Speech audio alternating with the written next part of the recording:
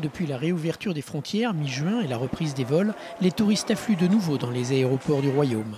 Comme partout, les prises de température, les vérifications des passes sanitaires ou contrôle des tests PCR sont effectués.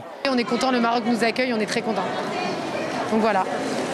Pour attirer les touristes après des mois de crise due à la pandémie, la Fédération nationale des hôteliers a mis en place des promotions inédites allant jusqu'à 30% de réduction.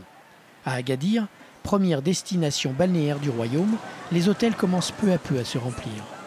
Les touristes internationaux, qui représentent habituellement la majorité de la clientèle, restent peu nombreux.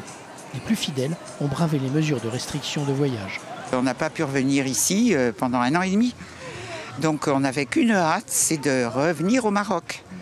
Notre Agadir bien aimé, parce que franchement on en avait envie.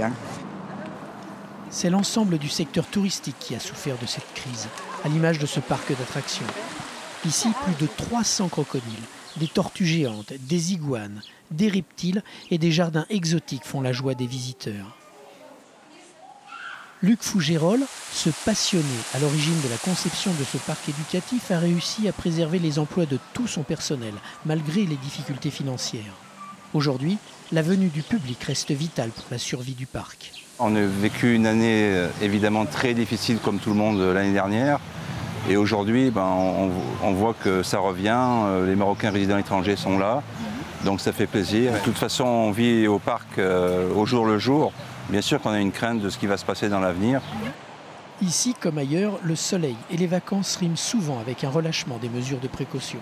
Aujourd'hui, nous ne sommes pas à l'abri d'une rechute et donc on évolue avec justement la situation de la pandémie. La visibilité est un petit peu compliquée, donc on va s'adapter à tout ça.